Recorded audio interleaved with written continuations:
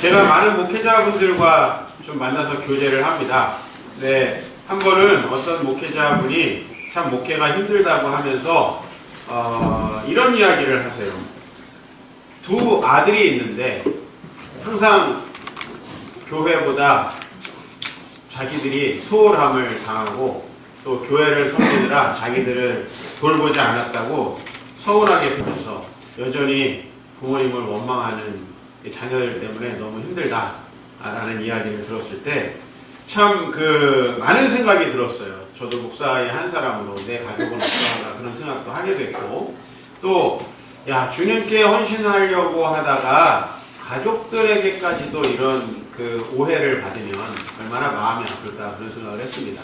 우리가 보통 예수님에 대해서 환상을 가지고 있어요. 예수님은 이 땅에 오셔가지고 많은 사람에게 사랑을 베푸시고 많은 사람들에게 존경과 사랑을 받으셨다라고 우리는 보통 이렇게 예수를 이상적으로 그리지만 예수의 실제 삶은 전혀 그렇지 않습니다. 여러분이 예수님의 삶에서 가장 분명히 잘 알고 있는 사실이 뭡니까?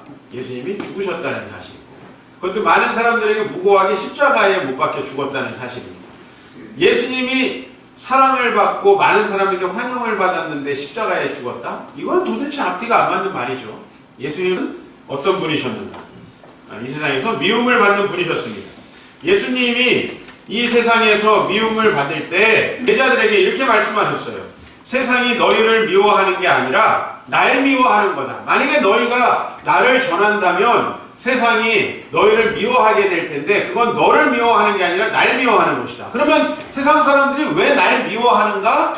그것은 세상이 악하다고 증언하기 때문이다라는 거예요. 여러분, 예수님은 이 세상에 오셔서 인정받고 사랑받고 지금 우리 교황처럼 이런저런 사회의 악한 사람들에 대해서 이렇게 정치적인 발언을 해가지고 여기저기 가서 환영을 받던 그런 사람이 아니었습니다. 예수님은 두 가지 죄목으로 십자가에 달려 죽으셨는데, 하나는 자신이 하나님의 아들이라고 했어요. 하나님의 아들이 자신을 하나님의 아들이라고 해서 죽은 거예요. 두 번째는 그가 성전이 무너질 거라고 얘기해서 죽었습니다. 이거는 역사적으로도 일어난 일이죠. 예루살렘 성전은 실제로 무너졌죠. 그러나 이것은 또 다른 어떤 의미를 갖느냐 하면, 유대인들 당신들이 지금 나름대로 하나님을 믿고 있다고 생각하는 모양인데 당신들 신앙생활 잘못됐어. 당신들은 지금 하나님을 믿고 있는 게 아니라 성전에서 종교놀이를 하고 있는 거야. 하나님을 진짜 섬긴다는 건 예수 그리스도 내가 메시아로 왔는데 당신들은 회개하고 메시아를 믿고 하나님의 백성으로서 살아가는 거야. 이 얘기를 했기 때문에 죽은 거예요. 지금처럼 살면 하나님이 당신들을 구원하지 않아. 이 얘기를 했기 때문에 예수님이 죽은 거예요. 이 예수님을 얼마나 많은 사람들이 핍박하고 비아냥거리고 뒤에서 조롱했는가 하면, 예수님이 이 세상에 오셔서 사회에서 소외받고 어려운 사람들과 함께 했습니다. 대표적으로 불쌍하고 또 하나님 나라에 들어갈 수 없다라는 사람들의 편견 때문에 고통당하고 있는 두 종류의 사람과 만났습니다. 그 사람들은 바로 세리와 죄인, 여긴 죄인이라고 되어 있는데 창녀죠, 창녀. 이 두 부류의 사람들에게 찾아가서 그들과 교제를 많이 했습니다. 그랬더니 사람들은 우리는 참 못하는데 예수님이 저런 사람들까지도 손을 잡아주시는구나, 이렇게 한 게 아니라 먹기를 탐하는 인간이구나. 제가 먹을 걸 좋아하는 새가족하고 만약에 식사를 거하게 했다고 하면 이런 얘기를 듣는 거죠. 저건 목사가 아니라 목사구나. 저러려고 목회하는 거구나. 참 이 세상에서 예수님이 많은 미움을 받았다는 사실을 여러분들이 기억해야 합니다. 세상의 증오는 십자가의 죽음에 이르기까지 멈추지 않았습니다. 예수님은 그 세상의 증오 때문에 죽음을 당하셨습니다. 도저히 억울해서 잠이 안 오고 온갖 복수심에 불탈 만한 일들을 예수님이 당한 거예요. 여러분이 하지 않은 일을 가지고 남이 했다고 하면 정말 억울하죠. 그죠? 근데 예수님은 오히려 그렇기 때문에 그걸 이해하셨어요. 제 얘기를 잘 들어보세요. 예수님이 세상 사람들이 그렇게 자기를 배신하고 자기를 증오하고 말도 안 되는 트집을 잡았을 때 예수님은 왜 그것들을 이해할 수 있으셨냐? 바로 자신의 악한 행위나 지혜롭지 못한 처사 때문에 예수님이 미움을 당한 것이 아니라 순전히 오해 때문에 미움을 당한 거기 때문에 예수님이 이해를 하신 거예요. 이게 이해가 잘 안 될 거예요. 여러분 한번 생각해 보십시다. 제가 어떤 A라는 잘못을 했습니다. 그런데 사람들이 그 A라는 잘못 때문에 비난을 해요. 네? 그러면 억울합니까? 억울하지 않습니까? 안 억울하죠. 왜? A라는 잘못을 해서 A라는 비난을 하는데 근데 실제로 여러분들은 억울해 하더라고요. 거기다 뭘 붙이냐면 내가 그렇게까지 잘못했습니다. 그렇게까지가 돼요. 잘못을 하긴 했어. 자, 잘못을 했어. 그러나 당신이 이렇게까지 화낼 만한 죄야? 이렇게까지라는 말이 들어가면서 억울해하더라고요. 네?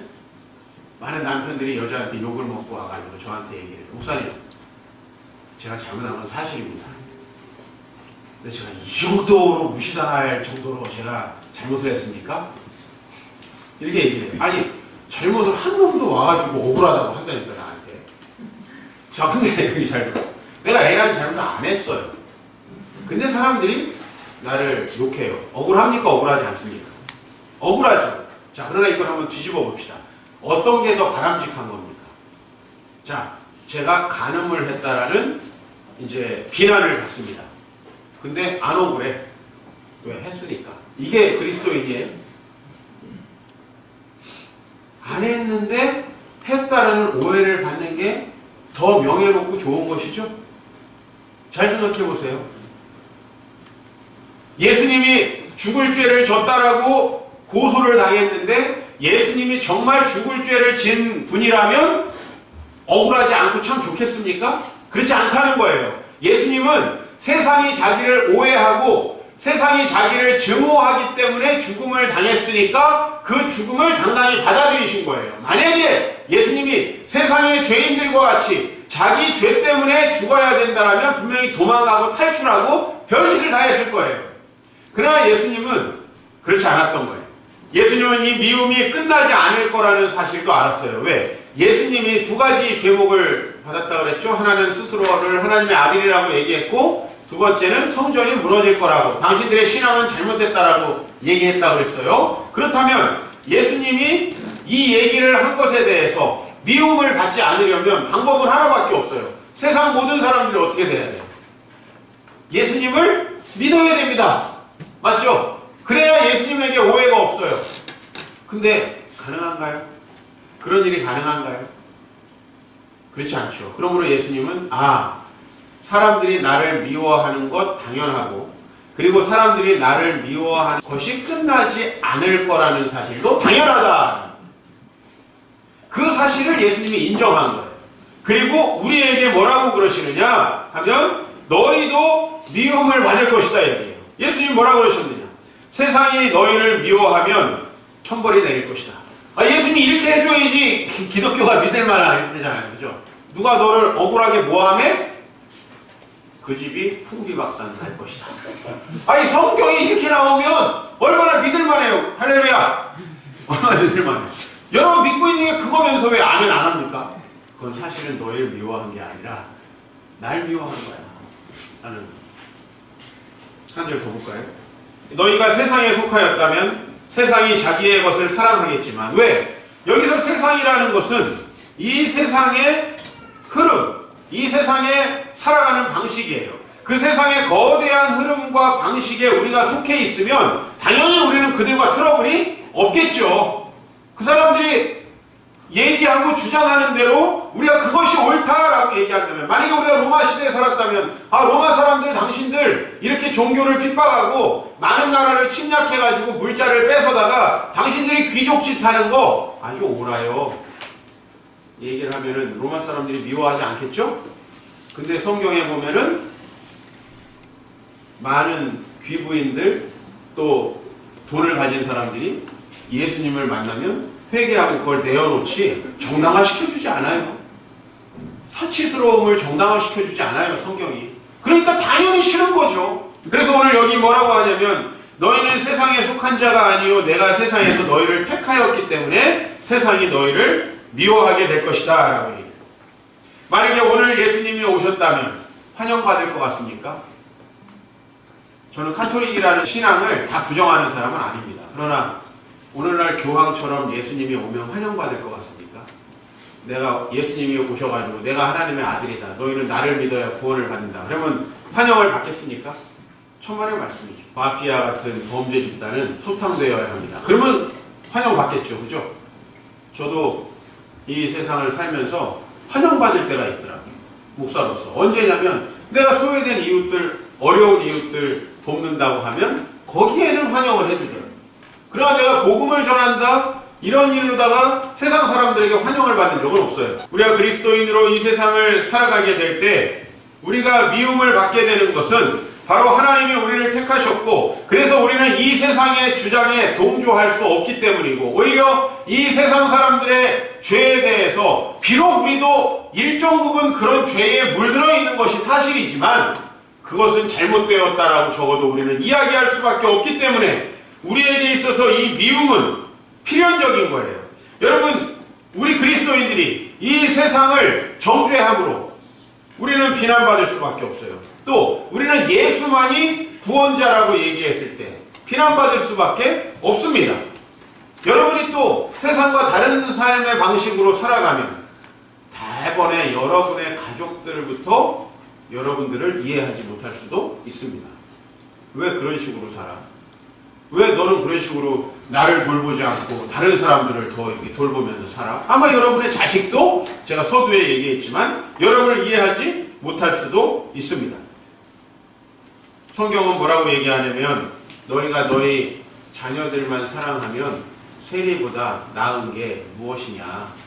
너희가 너희 애를 사랑하는 사람만 사랑하면 창녀보다 나은 게 무엇이냐? 그거는 누구나 한다는 거죠.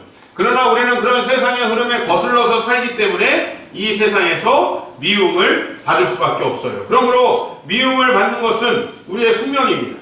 우리 과거의 선배들이 예수 믿는다는 이유로 미움을 받았죠. 그 주로 이런 거였습니다. 세상에서 내려오는, 집안에서 내려오는 제사나 미신을 거부하기 때문에. 집안에서 내려오는 제사나 미신을 거부하기 때문에 미움을 받지 않습니까? 그렇죠? 그런 일들 많이 있었죠. 지금 아주 소수에만 이게 남아있지만 초기 우리 한국 기독교가 정착할 때는 그게 굉장히 심각한 문제였죠.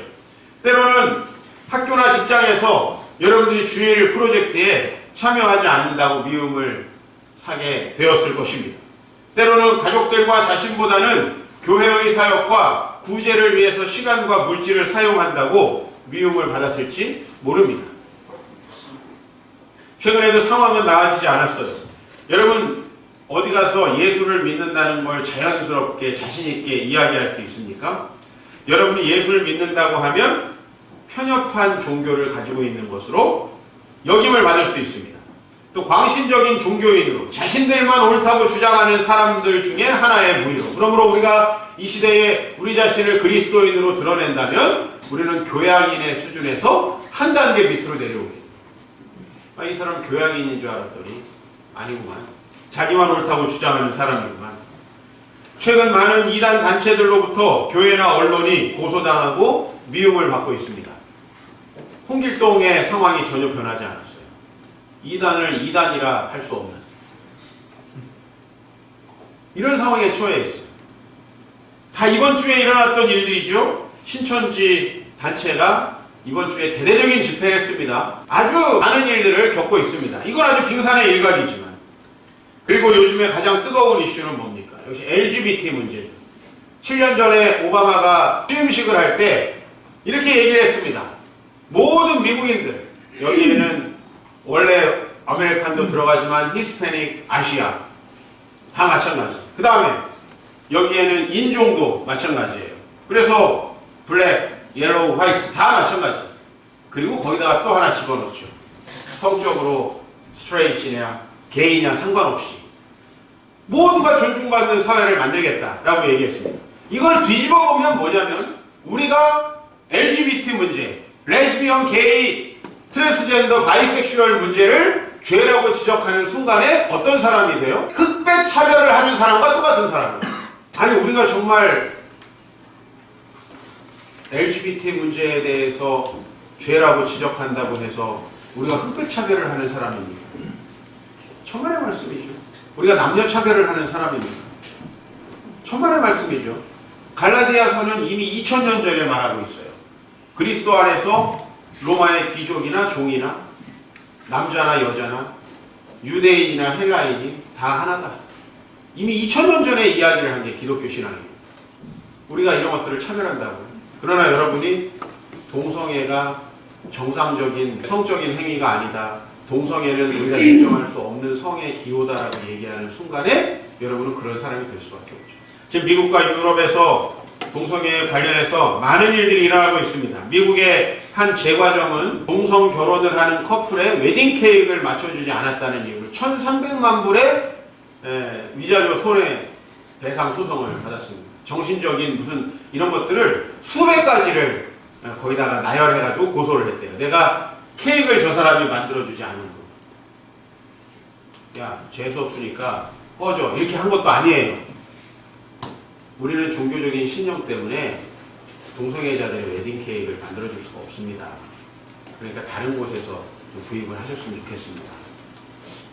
그것 때문에 받은 피해가 수백 가지입니다. 변호사가 만들어줬겠지만 하여튼 수백 가지를 써가지고 고소를 했는데 1,300만 불 위자료.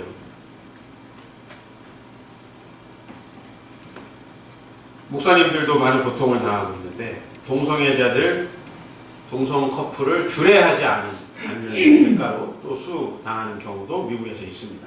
오늘 아침에 노스캐롤라이나에 대한 소식이 나왔습니다. 소위 말해서 화장실법이라는 게 지금 미국에서 아주 큰 이슈예요. 트랜스젠더가 화장실을 사용할 수 있도록 화장실을 통합하는 거예요. 근데 이 화장실법을 통과시키지 않으면 미국 내의 주요 행사나 중요하게 앞으로 잡혀있는 행사들을 취소하겠다. 지금 노스캐롤라이나 주가 굉장히 곤욕을 치르고 있다라는 그런 기사를 봤습니다.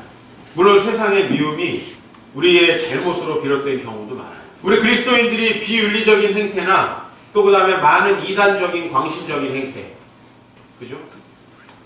많은 사람들이 이해할 수 없는 그런 기복적인 행태, 샤머니즘적 행태, 이건 저의 평생에 제가 싸우는 적입니다. 많은 목사님들 만나서 맨날 얘기하는 게 그건 기독교가 아니다라는 걸 맨날 얘기합니다. 우리가 지혜롭지 못한 대처로 비난을 받는 경우도 많이 있습니다. 이번 주에 아주 이슈화되었던 사건이 김조광수 감독 아시죠? 이 한국의 이제 동성 결혼의 아이콘이잖아요. 동성 결혼의 아이콘. 공개적으로 동성 결혼을 했고 또 그것을 이제 합법화 시키려고 굉장히 노력하는 분이죠.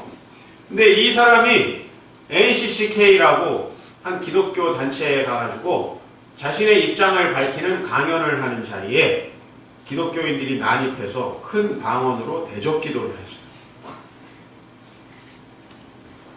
여러분, 제가 한번 생각을 해봤어요. 내가 이렇게 설교를 하는데 저기서 방언으로 대적 기도를 하지 못할 것 같아요. 굳이 강연회가 쑥대밭이 취소가 됐어요. 정말 지혜롭지 못하죠. 여러분, 우리가 세리와 창녀에게 예수님이 사탄아 물러가라 그렇게 하면 어떻게 오겠습니까? 그죠? 그들의 이야기를 경청하고 그들과 지혜로운 방법으로 대화해야 되겠죠. 이런 미련한 그 방법으로 세상에 욕을 먹는 경우도 있다라는 것입니다. 그러나 제가 오늘 여러분에게 다루는 주제는 여러분이 예수만이 유일한 구원자라고 선포한다든지 성경에 이렇게 나와 있고 나는 그 성경적 가치관을 우리 교회 목사님을 통해서 이렇게 배웠기 때문에 나는 그 세상의 일에 대해서 이런 견해를 가지고 있다라고 여러분들이 이야기한다든지 여러분은 거기에서 미움을 받을 수밖에 없어요. 물론 우리는 예수님처럼 공개적으로 바리새인에게도 서두개인들에도 제사장들에도 십자포화를 퍼붓지 않을 수 있어요. 여러분들이 교회에 와가지고 소그룹을 할 때는 아 그렇지 우리가 말씀드려서 직장 가가지고는 전혀 아닌 것처럼 할 수도 있습니다. 우리는 비난을 피하기 위해서. 그러나 여러분이 정말 겉과 속이 똑같은 어디서나 비슷하게 살아가는 그리스도인들이라면 여러분들 많은 오해를 받을 수밖에 없어요. 사실 제가 우리 가족 몇 사람, 우리 성도들 요 몇 사람에게도 이해를 받지 못하는 경우가 많이 있어요. 왜냐면 다 가서 내가 사실은 이렇게 해서 이런 행동을 했다라고 설명할 수가 없어요. 우리는. 그죠? 우리 능력이 부족해요. 기독교를 반대하는 모든 사람들에게 가서 사실 기독교 신앙은 이런 거고 저희는 그렇게 당신들이 생각하는 그렇지 않습니다. 우리는 그렇게 인권을 탄압하는 사람도 아니고 그리고 우리는 그렇게 이기적인 사람이 아니에요. 하지만 여러분이 만약에 직장에 가서 저는 주일에는 저의 신념 때문에 교회를 가야 될 것 같습니다 라고 얘기하면 대번에 신실한 그리스도인이구나 이런 얘기를 듣는 게 아니라 이기적인 인간이구나 이런 얘기를 들어요. 교양 수업을 듣는데 팀 프로젝트로 이제 여러 과에서 모여가지고 프로젝트를 하는데 자꾸 주일날 모여가지고 그 프로젝트를 하려고 해요. 그래서 내가 다른 날에는 뭐 밤을 새도 좋고 다 된다. 토요일까지 다 된다. 주일은 모이지 않았으면 좋겠다고 했더니 나랑 같이 그 수업을 신청한 아주 친한 내 후배가 아주 이기적인 사람이라면서 내가 저기 저 다른 과 애들이 뭐라 그랬으면 덜 서운했을 텐데 야 우리 이거 들을래? 같이 신청한 바로 그 친구가 아주 이기적인 사람이라고 빼버리고 프로젝트를 해버렸어. 주일날. 사실 저는 이기적이기 때문에 그런 게 아니에요. 물론 저는 이기적인 놈이에요.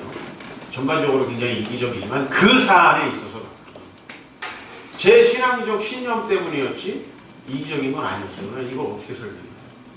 그죠? 하나님이 세상을 창조하셨고 예수님이 나를 구원하셔서 나는 하나님의 자녀이기 때문에 성경 말씀에 이렇게 나와 있고 난 거기에 충실하게 살아가려면 이거는 우리 성도들한테 양육해도 잘 안 듣는 얘기야. 그걸 내가 그 사람한테 어떻게 얘기를 해요? 내가 양육한다고 오라고 해도 우리 성도들도 안 오는 얘기를 내가 그 사람에게 어떻게 이 얘기를 다 해주냐고. 됐고 넌 이기적인 인간이야. 이런 답변이 올 뿐이에요. 아마 저보다 훨씬 더 심각한 일들을 여러분들은 많이 겪겠죠. 이번 주에 반기독교 시민운동연합이라는 사이트에 들어갔습니다. 반기련이라고 하더라고요. 근데 깜짝 놀란 게 정말 성경이 왜 잘못됐고 기독교가 왜 절대로 믿으면 안 되는 것인지에 대해서 아주 정말 열심히 노력해가지고 연구를 해서 자료를 올려놓고 있다는 사실을 알았어요. 그리고 적어도 여기에 스폰서가 한 달에 엄청나게 있어야 되겠구나. 이게 절대 자발적으로 어떤 개인이 운영해서는 이 정도의 자료가 올라올 수가 없어요. 엄청나게 전문적인 자료까지 올라와 있어요. 우리 기독교인들은 잘 알지도 못하는 그런 자료들까지 다 올라와 있어요. 사이트에 딱 들어갔더니 그런 안내 문구가 친절하게 있더라고요. 이 사이트에 오신 분들은 안티바이블의 내용을 잘 읽어보시라고 이렇게 안내문을 써놨어요. 제가 그 사이트에 의하면은 아주 악한 사상을 퍼뜨리는 버러지 같은 인간이에요. 그 사이트에 의하면 기독교를 박멸하려고 아주 조직적인 운동을 하고 있습니다. 물론 우리의 잘못이 큽니다. 그러나 이 운동의 본질을 여러분이 아셔야 돼요. 본질은 세계관의 싸움입니다. 우리는 여전히 하나님이 세상을 창조했다고 믿고 예수님만이 구원자라고 믿고 있습니다. 그리고 우리는 그 성경의 가치에 따라서 안 되는 것들은 안 된다고 반대할 수밖에 없는 입장에 있죠. 그러니까 기독교인들 중에서 잘못하는 사람들의 이야기까지도 막 껴붙여서 거기 보면 이제 여러분 한국교회 추문들에 대해서 다 볼 수 있어요. 들어가면 전문적으로 다뤄놨어요. 그러나 여러분 그거는 포장이에요. 제가 여러분들에게 기독교 신앙 훈련할 때 항상 이단의 윤리적인 문제를 가지고 이야기하지 말라고 하죠. 왜? 윤리적인 문제는 어느 정도 다 인간이면 나타납니다. 어떤 조직이든. 적십자에서 윤리적인 문제가 나타났다고 적십자 없애버립니까? 경찰에서 윤리적인 문제가 나타나면 경찰 없애버려요? 아니죠. 개혁하고 순화시켜야지 없애버리는 건 아니죠. 그죠? 윤리적인 문제가 아니에요. 우리가 이단을 이단이라고 하는 것은 그들이 전혀 구원받을 수 없는 성경과 전혀 다른 이야기를 하고 있기 때문에 이단이라고 합니다. 비윤리적인 일이 있기 때문에 교회를 폐쇄해버린다? 그건 있을 수 없죠. 그렇죠? 예수를 불신하는 이 세상의 경향들이 바로 우리들이 지금 갖고 있는 현실이에요. 그렇기 때문에 우리는 이제 오히려 미움받을 자로서 어떻게 살아가야 될 것인가 하는 대비를 하는 것이 필요합니다. 어떻게 살아가야 합니까? 방법은 두 가지죠. 여기서는 믿는 척하고 나가서는 안 믿는 척하면 돼요. 그죠? 그리고 너 예수 믿잖아. 너 기독교만 진리라고 생각하지? 아니, 난 열려있는 기독교인이야. 난 다른 종교에도 다 구원이 있다고 생각해. 다만 그냥 다니는 게 그거라서 나는 그쪽에서 구원을 받으려고 이렇게 얘기하면 돼요. 그래요. 여러분, 그렇게 할 거면은 그냥 교회를 다니지 마십시오. 난 그게 훨씬 더 낫다고 생각합니다. 성경의 가치관을 따라 살아가겠습니다. 여기서는 얘기하고 그렇게 생각하지만 나가서는 성경과 반대되는 비성경적인, 비윤리적인, 비인간적인 일들에 대해서 그냥 무시하고 귀를 닫고 이야기하지 않고 산다. 이럴 수 있겠죠. 그러나 그것은 우리 신실한 주님의 신부 하나님의 택한 백성의 자세는 아닙니다. 우리는 여전히 우리가 기독교인이므로 다른 종교의 구원이 없다고 말할 수밖에 없고, 여전히 세상을 창조한 하나님은 우리가 믿는 성경에서 계시하는 그 하나님이라고 밖에 믿을 수가 없고, 이 성경은 진리라고 말할 수밖에 없습니다. 지혜로운 대화가 필요하겠지만 성경의 가치관을 따라 동성애는 죄라고 말할 수밖에 없습니다. 여전히. 그러나 저는 대적기도는 안 된다고 생각해요. 그 사람들이 하는 집회를 노골적으로 방해하거나 그래서는 안 된다고 생각해요. 대화할 필요가 있습니다. 그죠? 그리고 우리가 가지고 있는 생각들이 무엇인지 건강하게 알릴 필요가 있죠. 그러나 여전히 우리는 오해받을 것입니다. 기독교 신앙, 여러분 한국교회에서 신부가 이미지가 좋아요? 목사가 이미지가 좋아요? 우리 알잖아요. 이유가 무엇입니까? 우선 기독교 목사들이 너무 많은 교단이 분립되고 난립돼가지고 목회자로서 자질이 없는 사람들이 굉장히 많습니다. 인정합니다. 또 목회자들은 이렇게 하나의 딱 굉장히 강력한 카톨릭 교회처럼 결사체가 아니기 때문에 개인적인 윤리적인 문제를 방지하기가 어려운 측면이 있습니다.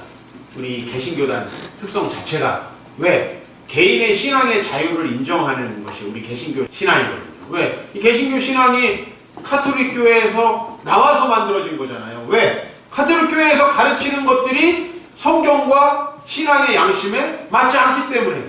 그래서 우리는 개인의 신앙의 자유를 존중합니다. 그러다 보니까 혼란스러운 면이 없지 않아 우리 개신교회에 있습니다. 게다가 우리 한국 교회는 오래되지 않아서 아직도 여전히 과거 조상들이 믿던 샤머니즘이나 그런 세상 범신론적인 종교적 경향이 이 교회에 많이 나타납니다. 말하자면 저기 저 미신을 섬기는 사람이나 우리나 별로 다를 바 없어 보이는 천박한 종교인 것처럼 이 기독교가 보여지기도 합니다. 실제 많은 교회가 그렇고요. 저는 그것 때문에 많은 일들을 하고 있지만, 그러나 적어도 기독교는 많은 카톨릭 지도자들, 특히 교황에게 나타나듯이 많은 선하고 아름다운 얼굴들로 사람들을 맞이하면서 그저 사람들에게 인기를 끌 수 있는 이슈만 얘기하지 않습니다. 교황은 어디 가서든 얘기해야 돼요. 우리가 믿는 하나님만이 참 하나님이다. 교황이 그런 얘기하는 거 봤습니까? 예수만이 구원자이시다. 이런 얘기하는 거 봤습니까? 예수 믿어야 된다. 이런 얘기 하시는 거 봤어요? 이런 얘기 안 합니다. 교황은. 그죠? 예수님이 평화를 가져오셨습니다. 당신들 평화하시길 바랍니다. 이렇게 얘기하지, 회개하고 예수를 믿으시오. 이렇게 얘기하지 않습니다. 그래서 저는 카톨릭이 상당히 정치적 포퓰리즘에 가깝다. 성경 이야기 하지 않습니다. 그냥 선한 어떤 하나의 종교로서 지금 상당히 발걸음을 하고 있죠. 물론 한국교회에서, 한국사회에서 독재자에 맞섰던 그 카톨릭교회 김수환 추기경의 기여는 높이 사야 된다고. 그럼에도 불구하고 카톨릭교회는 성경 이야기를 하지 않는다는 것도 우리가 기억해야 합니다. 예수에 의한 구원, 이것은 세상에서 환영받기 어려운 교리입니다. 교회의 복음 전파나 선교, 이런 것들은 세상이 이해하지 못합니다. 제가 밥 퍼주러 간다 그러면 세상 사람들도 헌금을 해요. 근데 선교하러 간다 그러면 싸늘합니다. 그러므로 우리 마음을 강하게 하고 담대히 해야 될 것 같습니다. 우리에게 필요한 것은 두 가지예요. 하나는 우리가 믿고 있는 신앙에 대한 굳건한 확신이 필요하고, 그리고 여전히 이 세상에는 예수님을 미워하는 것 같이 수많은 아직도 예수님을 믿지 못하고 우리를 오해하는 사람들이 있다는 걸 기억해야 합니다. 그리고 그런 사람들은 영원히 있을 거라는 것. 우리가 다 인정받고 이해받으려고 해서는 안 된다는 것입니다. 어쩔 수 없이 예수 그리스도를 믿는 신앙과 이 세상의 사이에서 발생하는 미움이라는 주제에 대해서 우리가 좀 더 대범해져야 할 필요가 있다. 그런 의미에서 이 미움받을 용기, 아들러라고 하는 심리학자이고 철학자, 그 사람의 이제 좀 사상을 따라서 어떤 청년과 철학자가 대화하는 내용으로 이 책이 되어 있어요. 그 대화 중에 제가 하나를 좀 소개하겠습니다. 철학자, 자네는 방금 전에 누구에게도 미움을 받고 싶지 않다라고 인정하고 미움을 받으려는 사람은 아무도 없다라고 말했네. 청년, 네, 그랬습니다. 철학자, 나도 그래. 남에게 미움을 받고 싶지는 않아. 일부러 미움을 사고 싶은 사람은 아무도 없다라는 자네의 말은 아주 예리한 통찰이라고 할 수 있네. 청년, 그냥 보편적인 욕구이죠. 철학자, 하지만 우리의 노력과는 상관없이 나를 싫어하는 사람도 있고 또 자네를 싫어하는 사람도 있다는 걸 알아야 합니다. 여러분, 우리가 최소한 우리의 지혜 없음과 우리의 악한 일들 때문에 이유 있는 비난을 받는 것은 피해야 하겠죠. 우리가 사실 지향해야 하는 것은 뭐냐면 굉장히 억울한 일이에요. 억울한 일을 지향하라니까 참 오늘 설교가 좀 그렇습니다. 근데 우리는 그 억울한 일을 지향해야 돼요. 이를테면 제가 비난받을 만한 일을 해서 비난당하는 것은 억울하지는 않지만 우리가 해야 될 일이 아니라는 거예요. 그러나 내가 비난받을 만한 일이 아니고 내 신앙적 신념 때문에 그 일을 한 것인데 그 일에 대해서 오해받고 비난당한다면 오케이, 그건 우리가 추구해야 될 지점이라는 거예요. 그 지점에서 우리는 미움받는 것에 대해서 두려워하지 말아야 한다는 것입니다. 이 책에서 이야기하는 것의 많은 부분은 또 동의할 수가 없어요. 그러나 중요한 부분은 이거예요. 우리가 미움받으려고 하지 않다 보니까 소신 없이, 자신감 없이 세상의 흐름에 이리저리 맞춰갖고 살아갈 수밖에 없다는 거예요. 그래서 진정한 삶을 살아갈 수 없다는 거예요. 그러므로 여러분, 우리가 남에게 다 인정받을 수 없다는 걸 기억해야 합니다. 심지어는 우리 같은 공동체지만 우리 공동체 안에서도 같은 기독교인들끼리도 싸우고 이해하지 못합니다. 여러분, 예수님이 유일한 구원자라고요? 여러분, 이것은 여러분이 얘기하는 순간에 안 믿는 모든 사람들에게 적이 돼요. 맞죠? 그렇죠? 안 믿는 모든 사람들에게 적이 돼요. 왜? 참 우리 교회에 이제 여러 믿음을 받아들이신 분들이 있지만 가족들이 예수를 믿지 않는 경우에 예수님을 믿기가 참 어렵다는 걸 제가 알게 돼요. 여러분이 세상에 우리 그리스도인들이 믿고 있는 신앙에 대해서 이야기하면 이걸 받아들일 수 없는 자들에게 굉장히 분노가 일어나는 거예요. 왜? 너희만 천국 간다고? 너희가 믿는 신만 진짜라고? 이 얘기잖아요. 우리의 이야기는 미움을 사지 않을 수 없어요. 여러분들, 뭐 나는 사회에서 미움을 받지 않고 잘 지낸다고요? 여러분, 그거 있을 수 없습니다. 왜냐하면 기본적으로 여러분이 예수를 믿는다고 할 때 여러분에게 안티가 생겨요. 지금 한국의 분위기에서 더 그렇습니다. 저도 교양인으로 인정받다가 목사라 그러면 확 밑으로 내려갑니다. 느껴져요. 그러나 우리는 그것들을 이상하게 생각하면 안 됩니다. 형제들아, 세상이 너희를 미워하여도 이상히 여기지 말라. 요한 사도가 우리에게 이야기합니다. 여러분이 미움받을 만한 짓을 해서 미움받지는 마시기 바랍니다. 그러나 미움받을 수밖에 없는 일이라면 우리 좀 당당합시다. 그걸 좀 인정합시다. 그리고 그들도 주 알게 되면 우리와 함께 찬양하게 될지 어떻게 합니까? 이 세상에서 우리가 주님의 신부로 살아간다는 거 배타적인 겁니다. 자, 우리가 누군가의 신부가 되었을 때 어떻게 되죠? 품절남이라는 게 되죠. 그럼 그때까지 막 여러분들을 흠모했던 자매들이 어떻게 돼요? 여러분을 증오해요.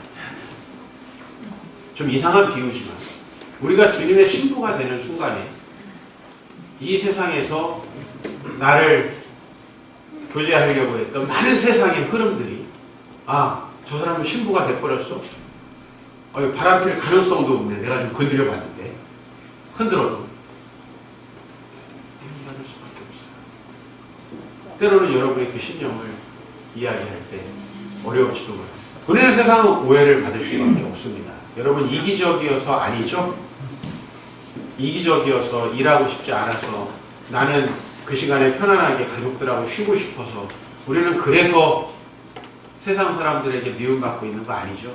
만약에 여러분이 예수님 때문에라면 우리 서로를 위로하고 격려하고 그리고 이 미움이 우리에게 있어서 상처가 되지 않고 그리고 그 미움받는 과정 속에서 하나님이 여러분들을 도우시리라 좀 믿습니다.